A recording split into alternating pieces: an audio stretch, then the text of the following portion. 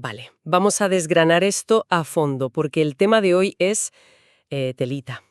Fíjate que tenemos sobre la mesa un ensayo fascinante fechado el 4 de mayo, que se titula La brecha entre saber y hacer. Un título que ya de por sí resulta bastante incómodo, la verdad. Exacto. O sea, es de esos textos que te leen a ti en lugar de al revés. Básicamente recopila ideas de estoicos, místicos, emperadores romanos y, bueno, hasta figuras modernas súper disruptivas. Sí, sí. Y la misión de este análisis a fondo es responder a una pregunta que francamente escuece un poco. Si ya sabemos perfectamente lo que es correcto y lo que tenemos que hacer, ¿por qué esperamos? Esa es la gran cuestión. Y me encanta cómo el documento no pierde el tiempo con introducciones suaves. Va directo al grano. Para nada. Va directo a la yugular basándose en una cita de Bruce Lee. Él decía algo muy simple pero brutal, y es que el tiempo es de lo que está hecha la vida. Madre mía, es que viéndolo así te cambia todo el esquema mental. Claro, porque desde un punto de vista puramente biológico y filosófico, el tiempo no es un contenedor donde ocurren cosas, es el material irreemplazable de la conciencia. O sea que malgastar ese recurso no es un problema de agenda, equivale literalmente a destruir una fracción de tu propia existencia. Eso es. Destruyes tu vida. Y aquí entramos en el núcleo del problema. Claro, porque si asumimos que el tiempo es la textura misma de la vida, surge una duda ineludible. O sea, ¿por qué tendemos a intercambiar algo irreemplazable por cosas que no tienen ningún impacto real? Pues el ensayo apunta a la obsesión histórica por la óptica social. Básicamente, proyectar estatus y tratar de impresionar a los demás. Y esto viene de muy atrás, ¿no? Fíjate si viene de atrás que el texto menciona a Musonio Rufo, un filósofo estoico del siglo I. Ah, sí. Pues él documentaba la fascinación irracional de los romanos por lujos absurdos. Cosas como construirse estanques de carpas koi complejísimos en las villas. Carpas Koi en la antigua Roma. Es una pasada. Una pasada y una ruina. O financiar unas fiestas orgiásticas brutales que además poetas como Juvenal y Marcial criticaban sin piedad. A ver, aquí es donde se pone realmente interesante. Porque los estanques de Carpas Koi de Roma son el equivalente exacto al postureo en redes sociales de hoy en día. Totalmente. Es como alquilar un jet privado solo para hacerte la foto y subirla. O sea, gastar dinero así no requiere carácter. La verdadera grandeza tiene que exigir subordinar el ego a unos principios, ¿no? Exacto. Y lo fascinante aquí es cómo el documento contrasta esa señalización vacía con la verdadera grandeza. Nos pone el ejemplo de Marco Aurelio. El emperador. ¿El emperador? Sí. En plena crisis de deuda por las guerras de Roma, en lugar de asfixiar a la gente con impuestos, decidió hacer una subasta pública del tesoro imperial. Vendió el mobiliario de sus palacios para pagar las deudas. ¡Qué barbaridad! Imagínate a un líder actual vendiendo los muebles de la sede del gobierno. Pues fíjate que el texto trae un ejemplo moderno que no se aleja tanto. Habla de José Mujica, el expresidente de Uruguay. Ah, claro, el que donaba casi todo su sueldo. Eso es. Donaba el 90% de su salario, vivía en su granja de siempre y conducía un coche con 25 años de antigüedad. Hacer sacrificios de verdad cuesta algo real.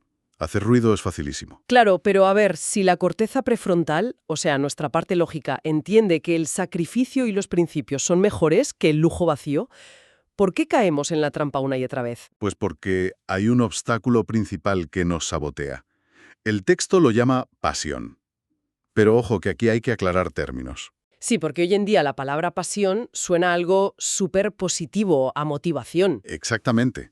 Pero el texto recupera el concepto antiguo, el pate, de los estoicos. No es entusiasmo, es una fuerza emocional abrumadora que hace un cortocircuito en el cerebro y anula por completo la razón. Un secuestro emocional en toda regla. Un secuestro absoluto.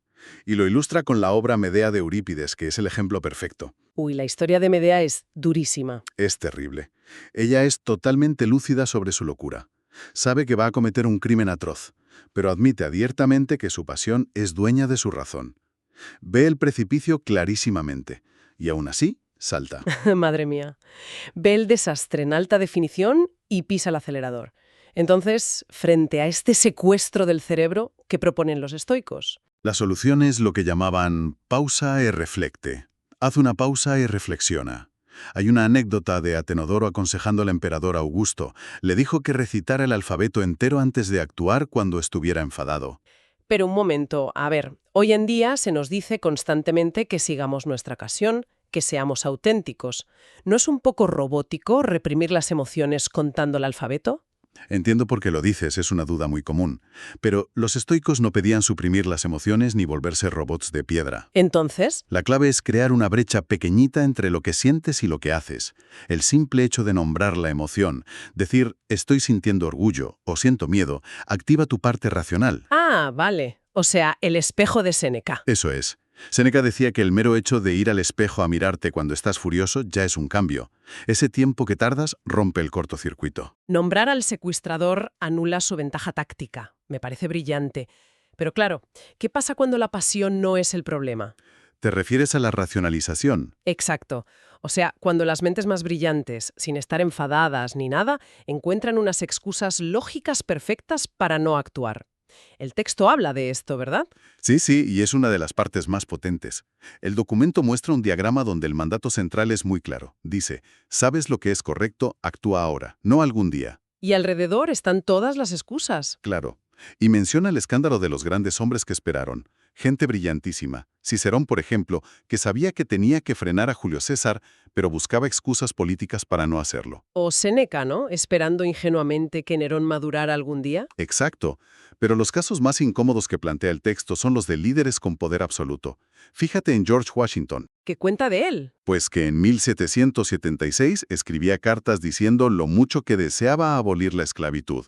Y él era la persona mejor posicionada para hacerlo, pero no lo hizo. O el propio Marco Aurelio, que soñaba en sus diarios con una Roma de derechos individuales, siendo él el emperador absoluto con todo el poder militar. Totalmente. Y el texto insiste, ojo, en que no eran villanos, eran seres humanos elaborando excusas hiperplausibles sobre por qué las condiciones no eran las ideales todavía. Entonces, ¿qué significa todo esto? A ver si lo entiendo. Que subcontratamos la responsabilidad de mejorar el mundo a un agente del futuro que nunca llega. Porque claro, ese agente somos nosotros mismos mañana. De naciones modernas. El patrón humano es racionalizar la inacción. O sea, buscar la excusa perfecta para decir hoy no, mañana. Eso es. Y la directiva del texto es innegociable. Si sabes que es correcto, tienes que hacerlo ahora. Vale, pero si decidimos actuar ahora, tenemos que tener cuidado de no confundir el movimiento caótico con la acción real.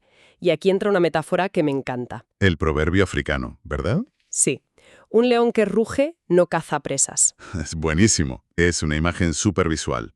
Y para ilustrarlo en el mundo actual, el ensayo analiza un caso muy conocido con total imparcialidad periodística, el de Elon Musk.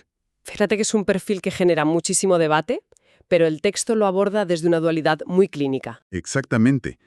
Por un lado destaca una disciplina de enfoque extraordinaria. Es la energía que revitalizó el programa espacial y popularizó los vehículos eléctricos. Ese es el león cazando. Sí, pero por otro lado está el colapso de ese mismo enfoque, ¿no? Claro, cuando esa energía se convierte en puro ruido. Los conflictos mezquinos, las opiniones incendiarias, las guerras culturales en redes sociales, que al final solo dañan su reputación. A ver, para que la audiencia nos entienda.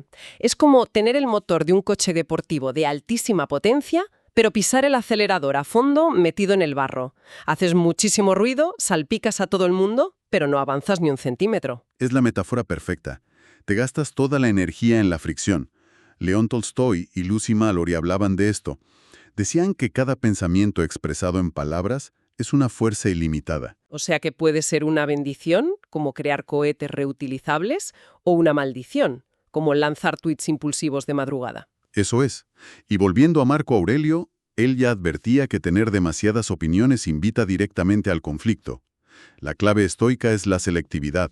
Ignorar lo que no controlamos, vaya. Ignorar el ruido para poder aplicar nuestra fuerza solo donde nuestros talentos específicos tienen un impacto real en el mundo. Claro.